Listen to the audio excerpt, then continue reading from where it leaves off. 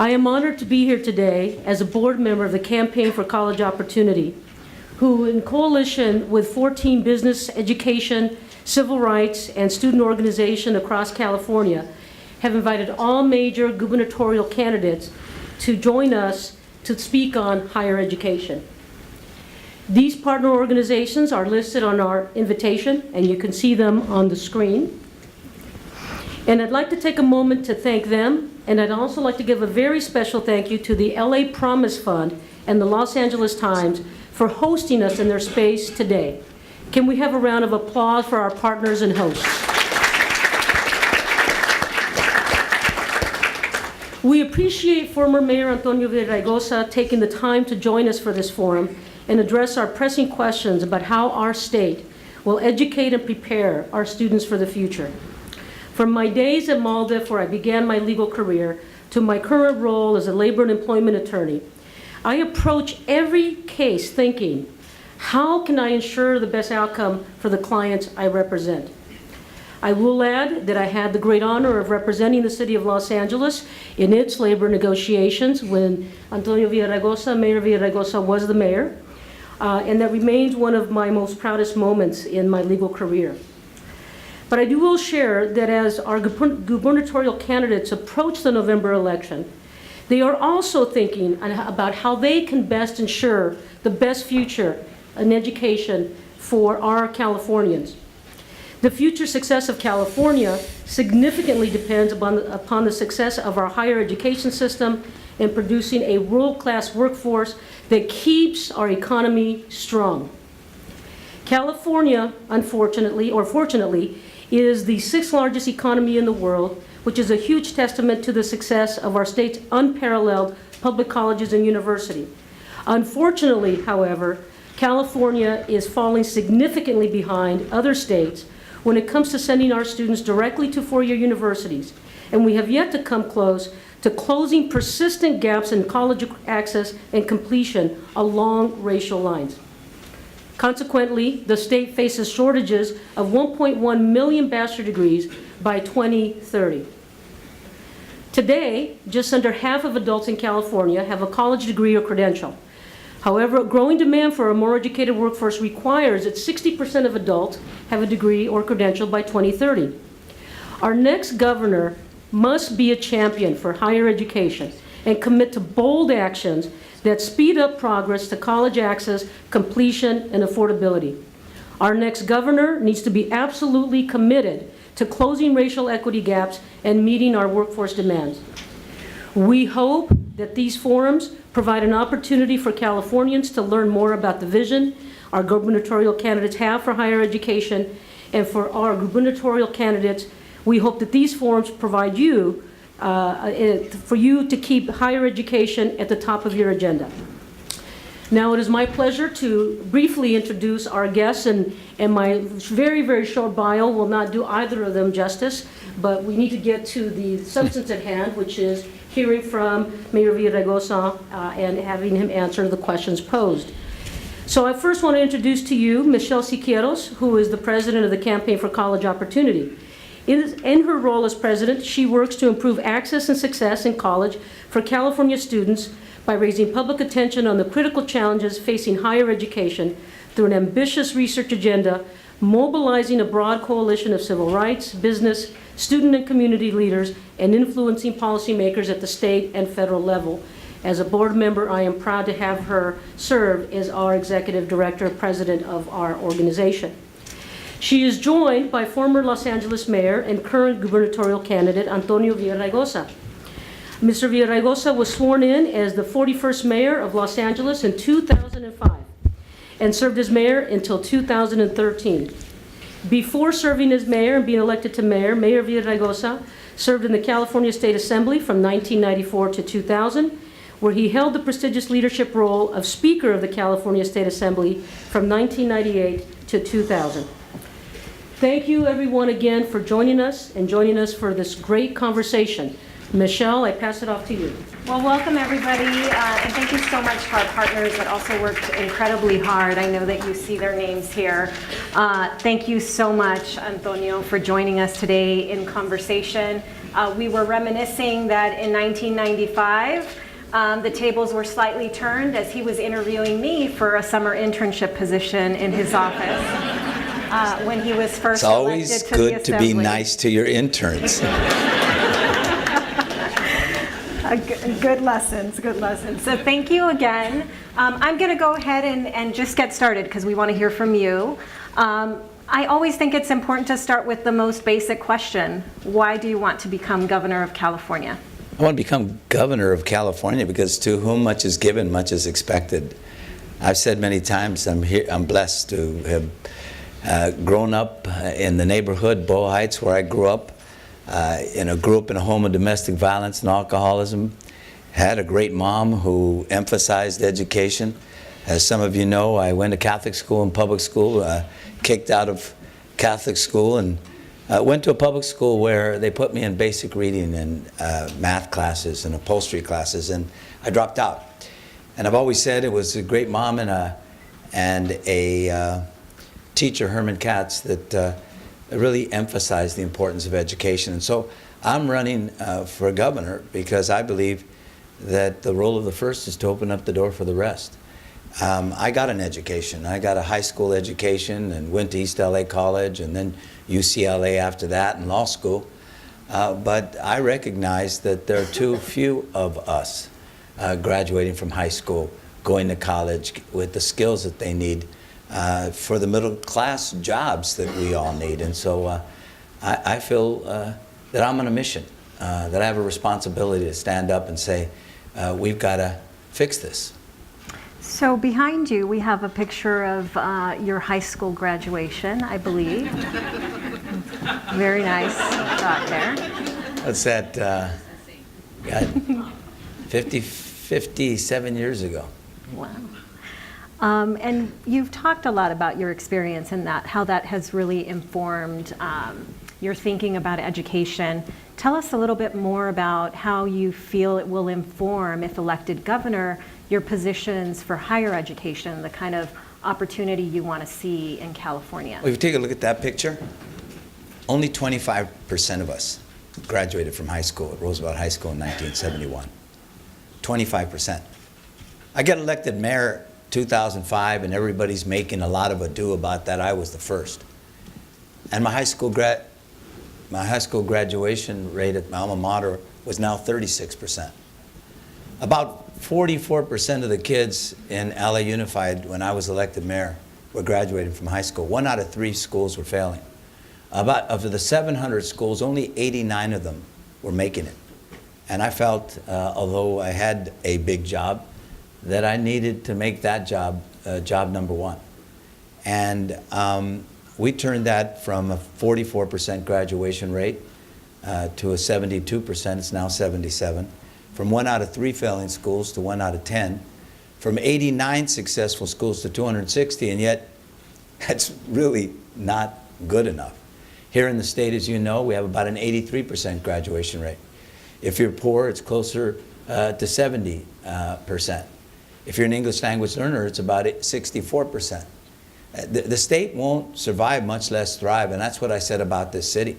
And it's why I took on this issue, even though I knew it was tough, because I recognized that if we didn't do that, the city wouldn't thrive. And this issue of education, and really we got to backtrack a bit, because it really starts with early child education. You know, when you disproportionately, the people who did make it out had some of that when they were a kid. Early child education, universal preschool, full day kindergarten. These are things that we have to focus on so that we can be college ready and have the kind of skills that we need to succeed in the 21st century economy. So it's personal. I feel it inside very personally. I think Ryan and I are excited that you know so many statistics about education, which Ryan, we will. Another one who worked for me. Now I have to go interview with him. It's good to be nice to your interns, you know. At some point, we're going to ask everybody in the room, raise your hand if you've worked for Mayor Villaraigosa. There's a few of you. Okay, a few. So I want to take a moment to be a bragging mom. Yeah. My son is graduating from high school in a little over a month and a half. Somebody hold me if I get emotional here. He is a huge soccer player, loves soccer. It has been his big passion. And recently they won the Southern California CIF soccer championship at Loyola. Loyola. Another. I know your son attended there too. 2 sons. Yeah, 2. But one of the things about soccer that I love is it's such an incredibly important team sport, right? You cannot win with just one player that's very good. It's very strategic in terms of, its play. But I think something very basic too is about the importance of setting a goal, right? And making a goal in the soccer field. So there's a quote that I'd like to share. It says, "The trouble with not having a goal is that you can spend your life running up and down the field and never score." Clearly, my son from day one, when he was 4 and put on his first pair of soccer cleats, always knew that the goal was to get that ball in the net. We are very frustrated because many of us in this room believe that California does not have a goal around education, doesn't have a goal around post-secondary education attainment. We know in this 21st century economy that it's almost impossible to get a living wage job without some college, whether it's an associate degree, a certificate, or a bachelor's degree. But yet there's no plan. So we have a shortage of educated workers. You don't have to go far to hear businesses talk about how they need more and more talent, and it's harder and harder to find. I'm wondering, if you're elected, will you set a goal for higher education? And if so, what might that look like? Well, let's talk about goals for a second, because I'm the guy who said, dream with me. We'll build a subway to the sea. Subway's not there yet, but it's on its way. I'm the guy that said, dream with me, we'll make LA one of the safest big cities in the country.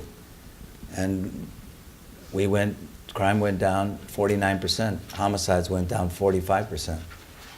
I said, dream with me, we'd make our schools the envy of the nation, and we haven't gotten there yet, but we did make marked improvement, and so I do believe in goals.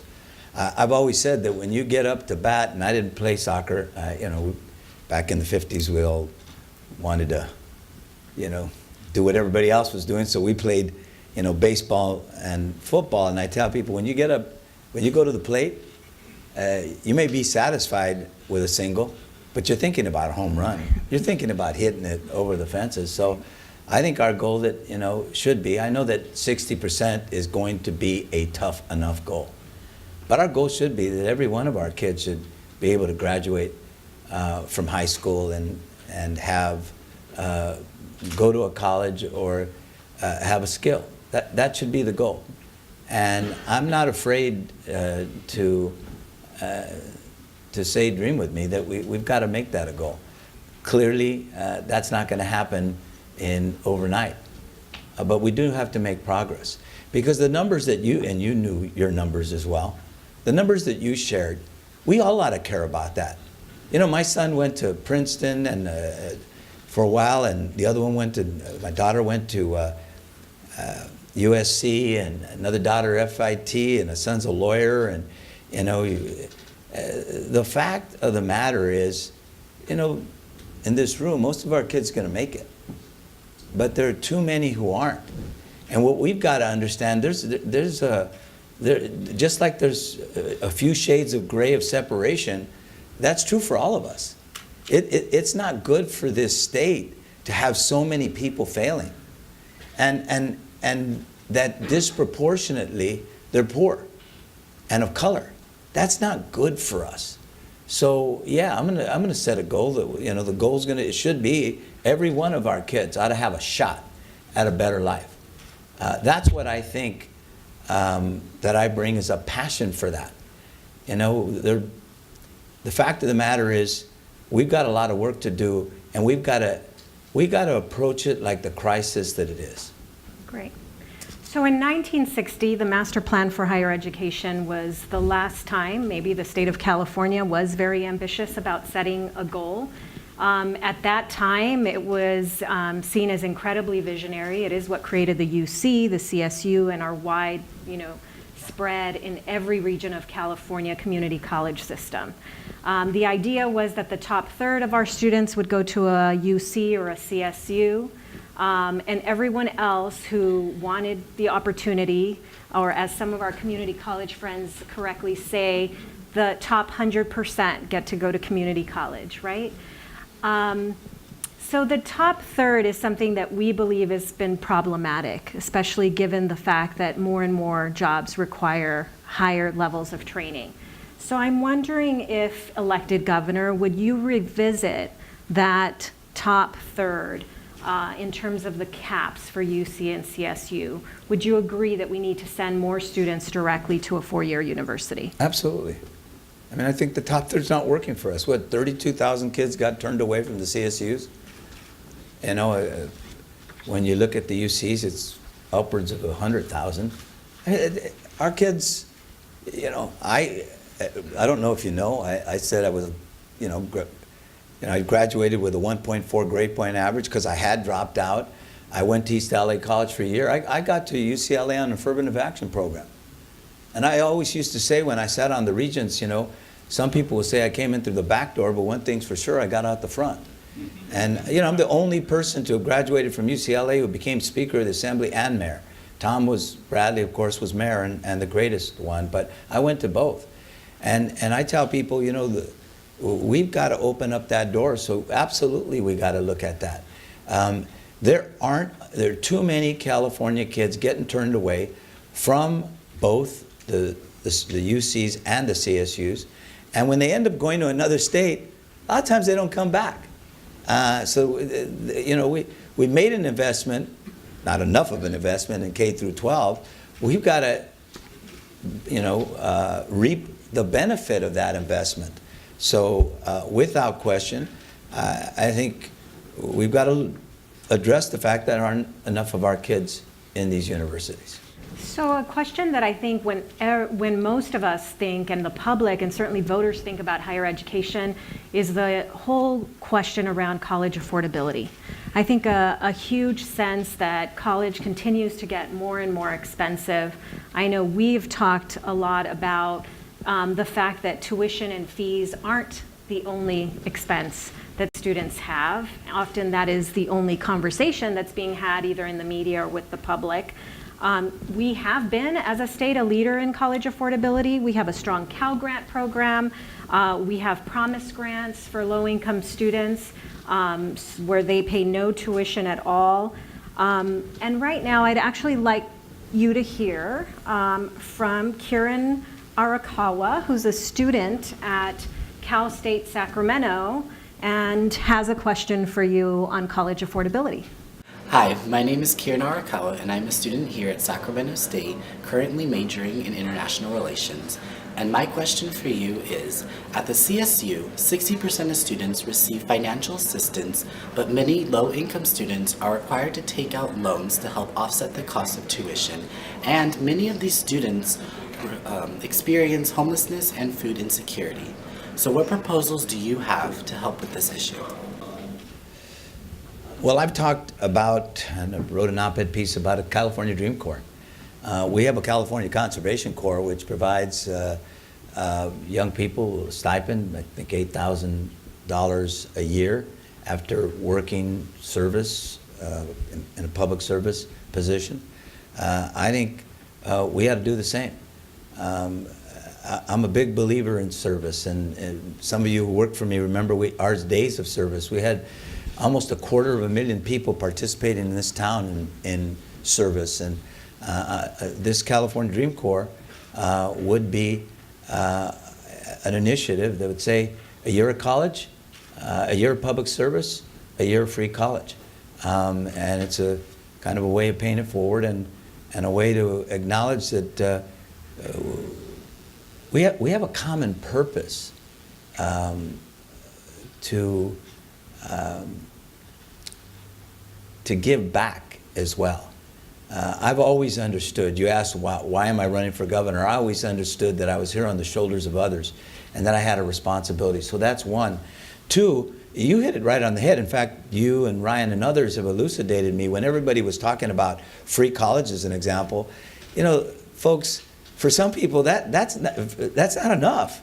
They have food insecurity, they're homeless, they need more support. And so I said, let's start with the kids who are of greatest need rather than spreading that like peanut butter. But the goal of free college is important. When I went to school, I love this generation that says to your generation that, you know, if free college is pie in the sky. I said, well, hold it. You know, that's what we had. We had virtually free college back then at the UCs. I think I was paying $225 a quarter and, you know, got a lot of grants. So we got to fix the financial aid system, which you sat on the Student Aid Commission. It's broken. It's, you know, we've got to provide more in the way of grants to some of these young people. How you fund it, by the way, there are out-of-state corporations that we looked at for these college scholarships. They were for middle-class college scholarships. I think it was $1 billion in loopholes that out-of-state corporations were kind of taking advantage of. I'd like to see it go into this California Dream Corps. That's one. And I do want to say, going back to your last question in terms, I'm the only candidate that's committed to Cal State Stockton. Stockton is the largest city in the state without a CSU, and it's in the Central Valley that has the least access, and also a medical school at UC Merced, because again, the Central Valley is the place with least access to health care as well. Excellent. So I hope I answered your question. Yes, Thank you. I think that was great. So maybe for the toughest question of today, even though I have more, because I think everybody will be wondering, how do we pay for these additional investments? You just mentioned a new Cal State Stockton, more financial aid for needier students. We're hearing that you're committed to the right and more investments in higher education. How? Yeah, really. Look, one of the things, I've made connections here. When I was mayor, the connection I made with graduating more of our kids and sending them more of them to college or giving them a skill for the jobs that currently going unfilled was the importance of that to get to the 60%, to get to the fact that we got to grow our economy. The economy is predicated on intellectual capital today. And so I want to focus on growing middle-class jobs. I think this state could do a much better job at improving the business climate here. And I know that the Chamber of Commerce is here and has been a partner in this effort. It's a tough state to do business in, and I want to focus on that. And, you know, build infrastructure again. You know, again, anybody can get here and talk really pretty. I actually have a record on education. I have a record on infrastructure. So the next governor has got to focus on building again. That's why I wasn't afraid to talk about a Cal State, Stockton. The last governor who spent a lot of time building was the same one who did the master plan. He was someone who understands we've got to make investments. So growing the economy, growing middle-class jobs, bringing in more revenue into the state. You know, Trump is talking about a trade war with Mexico and China. The chamber here will knows that I'm going to open up the door to Mexico and China even wider than it is. I think we need bridges, not walls. So you're going to see a real focus on growing the economy. But we also had a $16 billion surplus. And I think you're going to see someone that says, yes, that's really important, but we got to make investments that bring dividends. I haven't said that I was going to do a whole lot of programs beyond early child education. That's about $1 billion. I just mentioned the $1 billion that would come for the California Dream Corps and addressing college affordability. We got to focus on universal preschool. Again, that's somewhere in the neighborhood each year, of $500 million to get there. And these are investments that are going to pay dividends down the road. I think we also got to take on the tough issues. There's no question that we can find efficient. I'm a progressive and a Democrat, but we can find efficiencies in government, and I'm going to look for those efficiencies and identify priorities. So that's how we pay for it. Just the way I paid for a lot in the middle of a recession when we're looking at a bankruptcy. We did, as an example, put $100 million in a housing trust fund that leveraged $1.5 billion, built 20,000 units of affordable housing. A lot of people saw the $100 million of investment, said, how can you do that in the middle of a recession? Well, we ended up leveraging a lot more. Measure R, $40 billion that leveraged billions more because we were putting up more money. So I want to make investments like this that'll bear dividends down the road. Excellent. So obviously California is one of the most diverse states in the nation, probably world, and we would still be accurate in saying that. And our California higher education system is incredibly diverse. 69% of California undergraduates are students of color. And the good news is more and more students of color are going to college, but there still exist pretty significant racial gaps. I'd like to introduce and invite Daisy Carvajal to the podium. She's a student at LA Trade Tech College, and she wants to ask you a question. So nearly 70% of all students in our colleges and universities today are racially diverse, and that's a direct reflection of the direction California is changing demographics. The bad news is the gaps in college access and graduation persist along racial lines, which means we can't produce the necessary workforce to meet economic demands. Without significantly improving college access and completion for racially diverse student body. As a governor, are you committed to setting high school graduation, college access, and college completion goals by race or ethnicity? Well, thank you for that question. And we talked about access, affordability. We have to talk about quality, and accountability. I actually think the issue of access is really the most important and fundamental to who we are. It's 69% of our high school graduates are of color. But in LA, as an example, it's more than 90. It's about 90, some odd percent. When you look at, yes, more and more of us are going to college, for sure. There's also more and more of us. And we're not going to college. I think Latinos have a 12% college graduation completion rate. African Americans at 23%. These aren't sustainable numbers when they're 60% of the kids in our public schools. So I want to set standards for all of us, but yes, there's a reason why the LCFF focuses on, English language learners, foster kids, and the poor. They're the ones that are the most impacted and graduating at a lower degree than the rest of us and not going to college and completing it. So yes, I think in order to get the most bang for the buck and really start to see that the state is thriving because we're growing together, we do have to set goals for all of those groups. Because those are the groups that right now aren't making it in the numbers that we need to. And I said it was personal to me, and it is. Because I know it's not healthy. And I was always a uniter as a mayor. Some people wanted me to be just, the Latino mayor, but I knew I had to be everybody's mayor. And what I tried to convince the city and what I want to convince the state is that we're all on this ship together in rocky seas, and we need everybody rowing together to get to shore. And from my vantage point, we do have to set those goals. And we should all see that we have a stake in meeting those goals. I already mentioned my children. Our children are doing well. But, you know, our responsibility is to make sure that every child is doing as well as they can. Thank you. I want to stay on the theme of representation.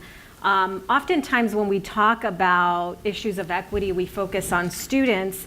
A couple months ago, we released a report that analyzed the lack of diversity amongst our college leaders, amongst our academic senate bodies, amongst college presidents and faculty. And as we stated, 69% of our undergraduate students are students of color, and pretty much the reverse is true in terms of college leadership, faculty. Academic senates are incredibly undiverse, if that's a term I'm going to use today, make it a term. Lacked diversity. Thank you. And you know, the huge success, I mean, we talk about this issue beyond education, right? And in Hollywood, there's been for years a talk about lack of representation. And just this year, the huge success of Coco, which went on to win Oscar. Black Panther? And Black Panther. And so, pop question, have you seen both of those movies? No. I've only seen Coco. Coco, good. Well, we have a homework assignment for you. You know, when I could find some time, yeah. I actually said the other day we wanted to go see it because. But both of those movies, I think, really authentically shared the experience and the example of Coco, right, of a beautiful Mexican tradition of Dia de los Muertos that really honored the tradition, respected that beautiful tradition, and respected our culture as Mexican Americans in a way that was just beautiful. And I think Black Panther just excited everybody, not only because it had a stellar cast, because we probably have been due a black superhero in this country for more than 200 years.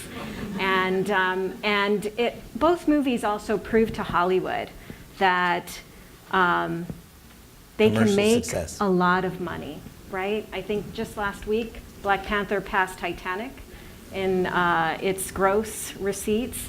And Coco, I find it incredible and amazing that it was the #1 movie in China. So it really speaks to kind of like the cross-cultural, right? You used to talk about being mayor for everyone.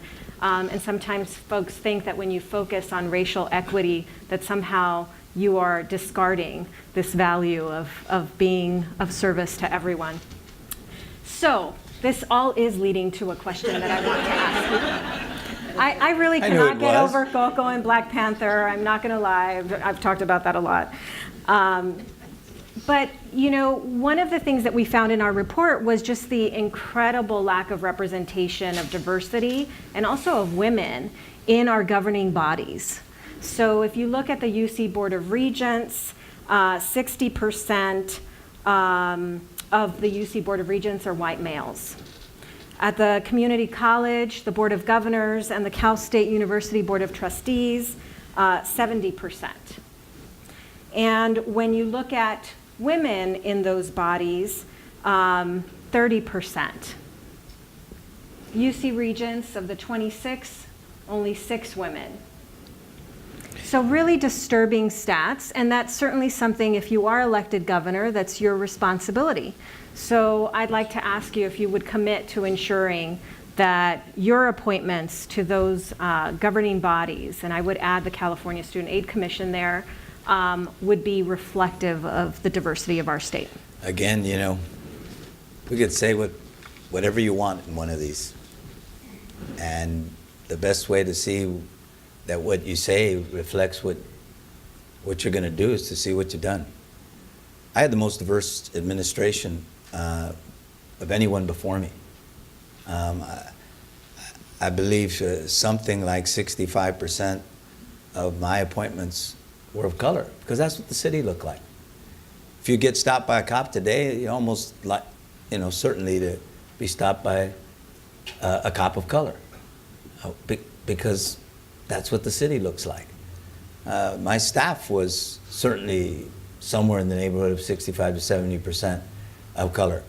My chief of staffs, 2 of the 3 were women. More than 50% of my staff and appointments were women. I think that's healthy for all of us. You know, if you want to be successful, you have a broad cross-section of people.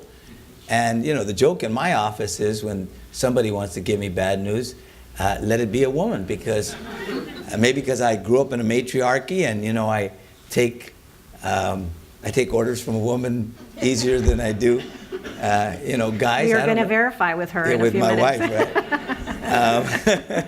And, the end of the day, it's healthy for us to do that.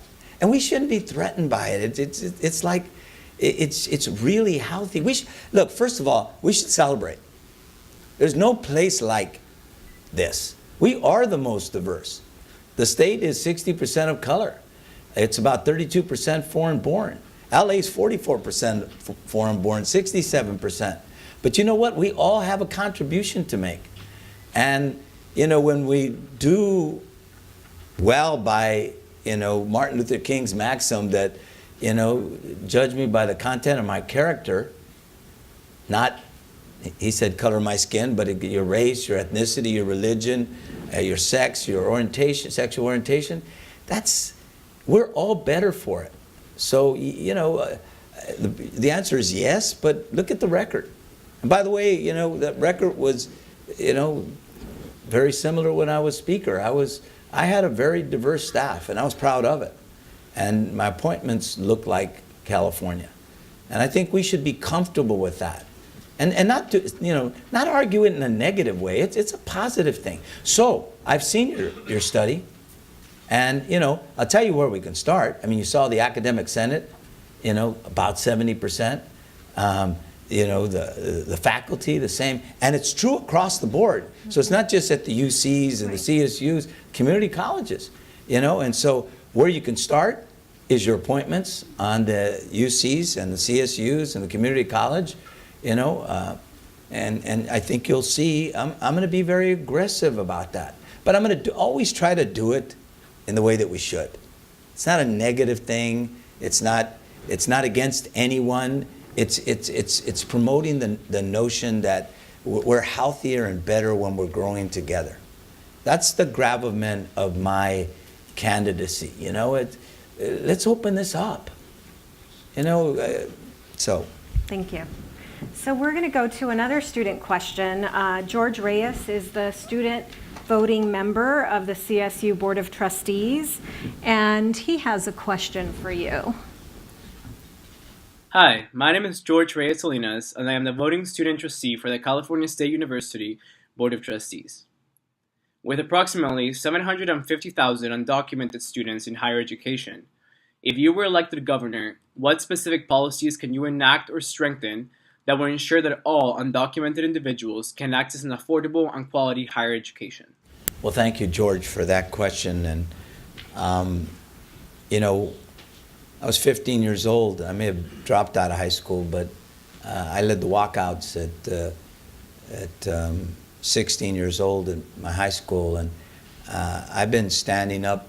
I started working in the farm worker boycott and standing up for immigrants when I couldn't speak a lick of Spanish. I mean, I'm a third-generation American and Mexican descent, and I couldn't speak any Spanish. And ahora hablo español y me puedo defender. Y practicas todos los días. Y practico todos los días con mi esposa. And she says that she wants me to speak in English to her so she can improve her English. But, I've always stood up for immigrants. And so I'm the guy in the legislature that stood up for the notion that when they did welfare reform and eliminated legal immigrants from food stamps and SSI, I'm the guy that argued for a state-only program for food stamps and SSI for legal immigrants. I took on 187 in 1994 when I was on the ballot. It's now very popular to stand up for immigrants, in at least in this state. It wasn't in 1994 when I was on the ballot, trust me. I was with Marco Firebar and Gilbert Cedillo and others. I got behind the notion of in-state tuition for the undocumented. I've always believed and believe strongly that we've got to make investments in these young people. So you'll see, again, an effort to protect financial aid, protect, our undocumented DACA and the non-DACA kids, because there are a lot of people that aren't in the DACA program who are also going to school, that they have an opportunity to learn and lead. And I think you'll see me stand up for that notion the way I've done since I was 15 years old, George. You know, and so thank you for that question. And we'll be vocal about it as well. Thank you. So I think you know that we're a little wonky, or I'll speak for myself, I'm a little wonky. I love data. And many of my allies in this room love data. And we're, especially Ryan, there's Ryan Smith again. You know, but we're passionate about data, not because, you know, we like to bury ourselves in books and numbers, but because we understand the power of knowing what the problem is, of seeing that there are gaps by race and ethnicity, and figuring out how we can act on that data. And California really has a terrible data system, if we would even call it that. There's no way to track students from kindergarten to college, certainly not to the workforce. There's no way to really, in my opinion, right, then intervene. So I'm wondering, if elected governor, what would you do about our current data infrastructure in the state? Well, I mean, look, we're in the era of big data. We got to get into, you know, government's got to get into the 21st century. We should be using data, by the way, not just to address access, but to address success. What's working? You know, our schools operate in the way they did in the 19th century when we had an agrarian economy. I think we've had 4 different economies since then.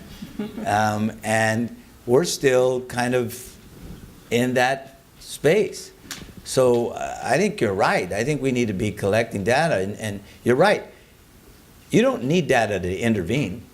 You do need data to intervene intelligently. And, you know, from my vantage point, and I'm not a wonk, but I think it's safe to say, and a lot of people have, I may not have been the best mayor in LA history, but I had some of the best staff. I mean, it's no secret that 3 of you are sitting here, and there's many, many more. Your president of your college was a deputy mayor for me. A lot, you know, I hired the best and the brightest, and I'm going to bring in folks, people like McKinsey. But people don't realize about what we did, and the reason why we were able to accomplish as much as we did in the middle of a recession. Everybody criticized and said, oh, he's made all these promises. How's he going to, you know, meet them all? Well, we brought McKinsey in. I had a great chief of staff, Robin Kramer, and we brought McKinsey in, and we charted every single campaign promise, and we put metrics by it. And we used data to evaluate. How many times did you come in, you know, that room shaking in your boots because, you know, it was yellow or red and not green? And everybody knew if you weren't on the green code, you know, there were going to be repercussions because, you know, we were on a mission. So I intend, you said, what's the goal? The goal's everyone. But we know the bottom line is 60%. So to get there, we're going to have metrics, and we're going to use data. And again, I'm not the wonk that you are, but I hired them in droves, and they they knew that there was somebody at the under end of that table that was, you know, didn't know all the details of everything, but was asking the questions. Why are we? What are we doing to get the yellow, the red to yellow, the yellow to green? So data, I think, is really, really important. Not just, as I said, not just for access, but success. You know, here's an example. You know, we know my partnership schools. I talked about what we did while I was mayor. It took us from 44 to 72%. My schools, I took on. We have half the schools of Watts. You know, we have 6 or 7 schools now in elementary schools. We had the two middle schools of Watts and the 1 high school. So we had a 36% graduation rate. We now have an 81. We use metrics and data to get there, dashboards. And so as governor, you know, people like Irma know we had dashboards for everything we did. And that's what we're going to do to get to goal. Because you're not going to get to goal just setting a goal. You gotta, my mother used to talk about self-actualization. And she said the difference between self-actualization and self-visualization is that when you close your eyes and you're dreaming of where you want to be, you're also dreaming of how you get there. And you're setting interim goals all the way around. So I'm very familiar with that and we'll use it to our advantage. All you wonks out there, spreadsheet lovers, you just got a real big boost in self-esteem here. And you have a job, and you have a job.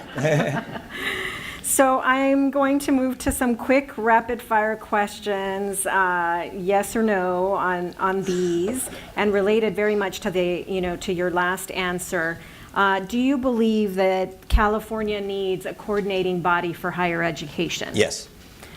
Now, we do have issues, as you know, because we have a UC Board of Regents, but that doesn't preclude us from coordinating. There's no coordination in the way that we need to get to these goals. But yes. Do you think California needs a Secretary of Education? It depends who's the superintendent of instruction. Okay. If it's Marshall Tuck, I think we'll have a partner. All right. Are you committed to having higher education expertise as part of your senior leadership team if elected governor? I'm sorry, say that again? Are you committed to having a higher education expert coordinator as part of your senior leadership team Yes. if you're elected governor? So I'll close with an opportunity for you to answer a question about Audrey's children. She has a kindergartner at home, and what she educated me on is that this kindergartner will be graduating from high school in 2030, which actually is not that far away. So we are wondering, what legacy do you want to leave for these kindergartners and for their parents? What promise would you make to these 5-year-olds? How would you ensure that they're better off than previous generations? So all three of them? Mm-hmm. So can we do one at a time, or because it was 3 or 4?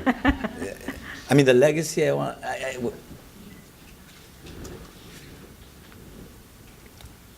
I want to make sure that your children have the same opportunity as more affluent children do. I want them to have a shot at their dream. I've said many times that reach for the stars and follow your dreams, and I want them to be able to do that. And I think the path is education, and that's why I want to thank you for putting this together. I was excited to come here. This is my passion. You know, I did a lot of things while I was mayor of LA, but the thing I'm proudest of is I stood up for these kids. And I stood up for them taking on powerful interests. And you'll be hearing from them in the course of this election. And they'll describe me as Betsy DeVos and, you know, put a picture of Donald Trump by my face. But I think anybody that's lived here and worked to improve our schools knows the truth. I want to stand up for your kids. I want them to have every shot in the world. I want them to be able to dream in a way that past generations maybe dreamed but never got there. And I think that's the journey I'm on, and that's the challenge before us. And I want to thank you all for having me today. Well, thank you so much.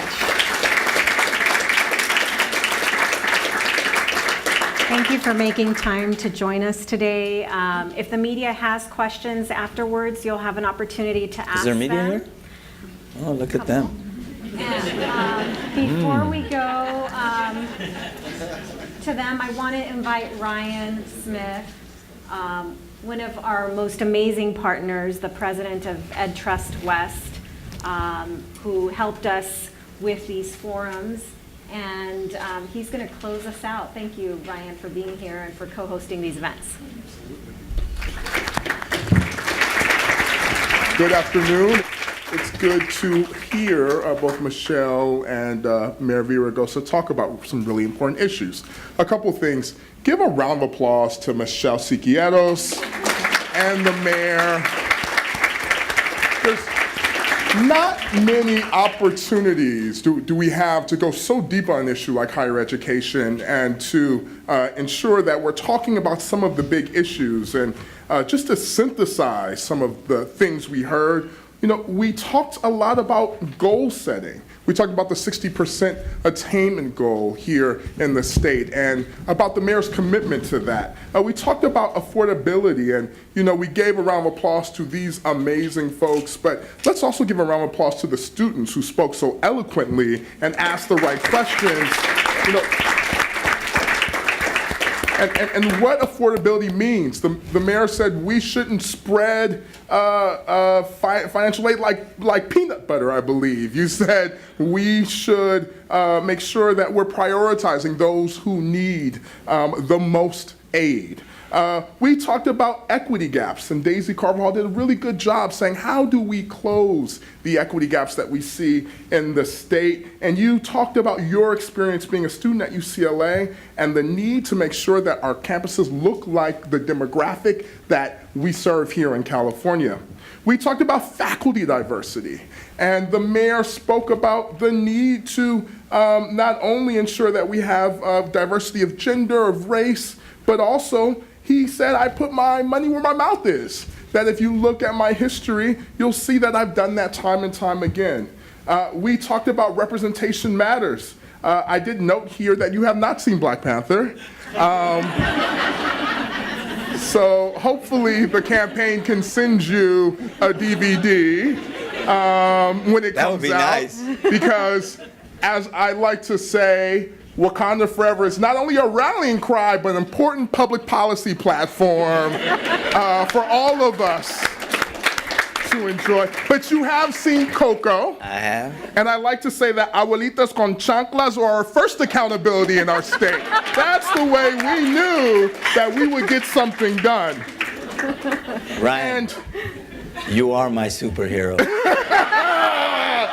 You may have redeemed yourself with that one. You get an extra point here. And then we also talked about the embarrassing relationship that California has with data systems, particularly data systems to inform practice, and that it's a travesty that our K-12 systems don't match our higher education data systems. It's a travesty that we don't have a coordinating committee in a state as large as California, and you said that you commit to having coordinating committee at the head of during your administration if you were to win. So I will say this. Thank you for going deep on the issues, and we look forward to continuing the discussion. My call to action is this. Even though this was a great conversation, this should be the beginning of the way that we interrogate the issues that we've heard from the gubernatorial candidates thus far. So as we think about the state of higher education, as we think about the needs of undocumented and documented students, as we think about things like only 25% of African American boys in this state are meeting standards in reading, and what that means for a state that's supposed to be a progressive beacon on the hill, when we think about how we coordinate and collaborate, if there ever was a time for urgency and not a time for complacency, now is that time. So for us in the audience, may this be the beginning of the discussion, not the end. And once again, a round of applause for a great discussion. Thank you.